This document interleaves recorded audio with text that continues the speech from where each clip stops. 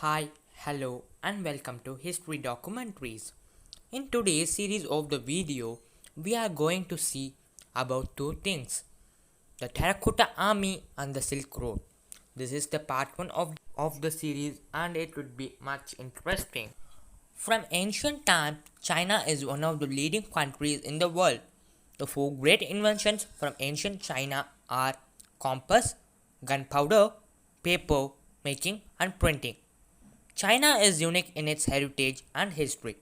The Chinese civilization is considered as one of continuous civilization with no end till this day, and it is one among the four civilizations.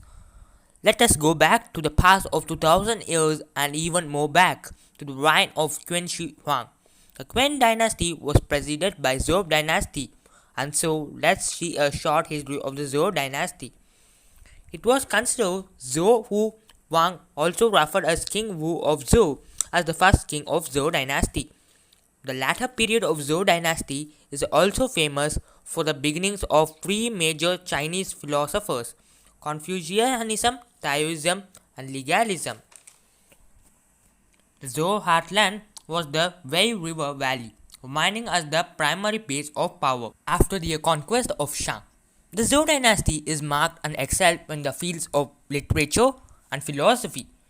The Zhou dynasty created a thought which is known as the mandate of heaven.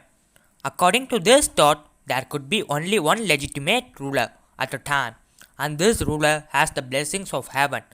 If any signs from the natural as disaster had occurred, it is considered that mandate of heaven was withdrawn. Zhou rulers, however, mostly appointed their own officials, and to satisfy or appease their citizens, they allowed some Shang beneficiaries to continue governing their small kingdoms in compliance with Zhou rulers and with their regulations. During Zhou dynasty, they excelled in shipbuilding, which resulted in their discovery of celestial navigation. It was also to be considered as that Zhou rulers created the mandate of heaven in purpose of resisting from inner weakness, or to be said as societal weakness, and with ability of the rulers, by which economy, military, to solve a problem, quizzes, and all determined. It was also considered as that after Zhou come to power, it was used as a political tool.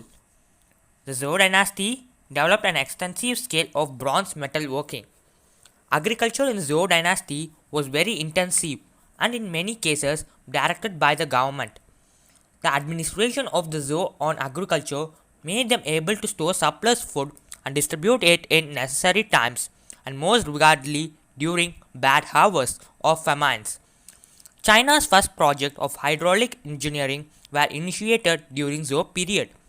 Four mine pits approximately 7 meters, that is 23 feet deep, have been excavated. These are located approximately 1.5 kilometers east of the burial mound.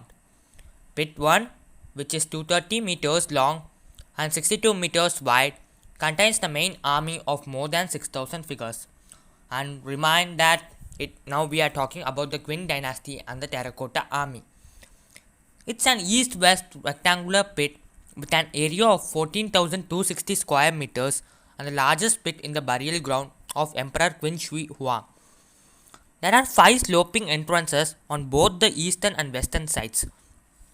2 side doors were installed on the northern and southern sides. About every 3 meters, there is a particular wall which separates the underground army with different columns. The archaeological excavations found burnt traces of black charcoal in pit 1. Some experts guess that it could be Xiangyu overlord in West Chu period who set fire to the pit. Among the 6,000 terracotta warriors, of which nearly thousands have been unearthed, some soldiers are not armed at all, whom considered to be the bravest ones.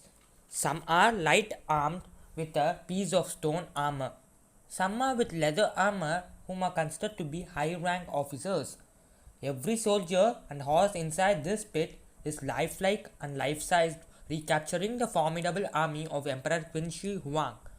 All the pottery figurines and horses are different because dissimilar attitudes, expressions, duties, and etc. are not similar to one another among them. The army inside Pit 1 is mainly composed of the infantry, cavalry, chariot soldiers, and archers, and they are marshaled into a well organized battle array in the pit. It's interesting for many of history lovers to deeply root the history, but we had covered a little deep in Pit 1, and let's move to Pit 2. Before moving to Pit 2, we would see the true colors.